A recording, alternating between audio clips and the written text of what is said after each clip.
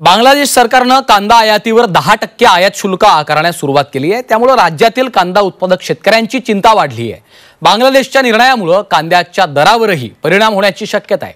भारताच्या एकूण कांदा निर्यातीपैकी सर्वाधिक कांद्याची निर्यात बांगलादेशमध्ये होत असते। त्यामुळे त्यांच्या या निर्णयामुळे महाराष्ट्रासह देशातील कांदा उत्पादकांना मोठा फटका बसण्याचा अंदाज वर्तवला जातोय। बांगलादेशमुळे महाराष्ट्रातला कांदा उत्पादक शेतकरी अडचणीत आलाय। बांगलादेशने भारतातून आयात होणाऱ्या कांद्यावर 10% आयात शुल्क आकारायला सुरुवात केली आहे। निर्यात शुल्क वाढल्याने कांद्याच्या भावावर परिणाम झालाय। त्यामुळे उत्पादक शेतकऱ्यासह कांदा निर्यातदार आर्थिक अडचणीत सापडलाय। बांगलादेशने 10% आयात शुल्क लावलं। शेजारील देश ह्या गोष्टीचा अपॉर्च्युनिटीचा फायदा घेत आहेत।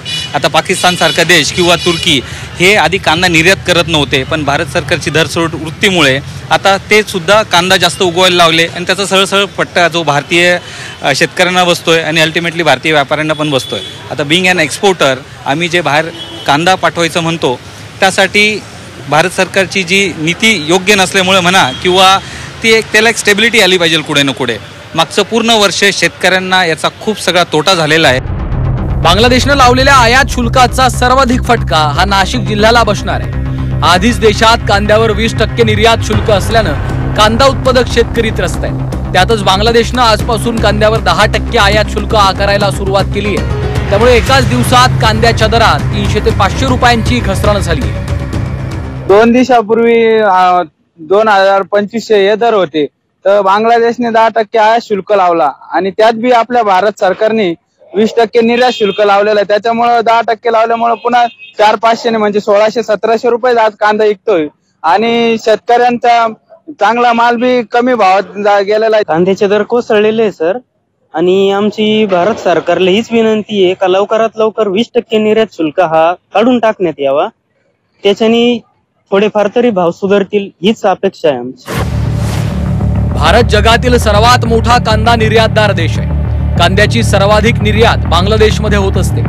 देशातील 48% कांदा महाराष्ट्रात उत्पादित होतो।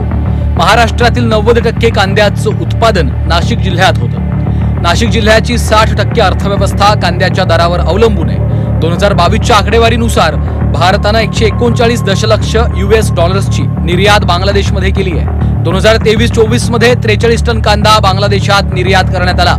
बांगलादेशने लावलेल्या शुल्काचा सर्वाधिक फटका महाराष्ट्राला बसणार आहे। देशात कांद्याची दरवाढ झाली की नियंत्रण आणून केंद्र सरकार कांद्याच्या भावाला नियंत्रित करत असते, तर दुसऱ्या बाजूला पाकिस्तान, बांगलादेशसह अनेक देशांमध्ये आयात शुल्क वाढवून कांद्याची कृषी मालावर नियंत्रण आणण्याचा प्रयत्न केला जातो। यामध्ये सातत्याने मरण होतं ते शेतकरी उत्पादकाचं। त्यामुळे आता केंद्र सरकारने कांदा उत्पादक शेतकऱ्यांना दिलासा देण्याची मागणी केली जाते। सुदर्शन खिल्लारे, झी 24 तास, लासलगाव।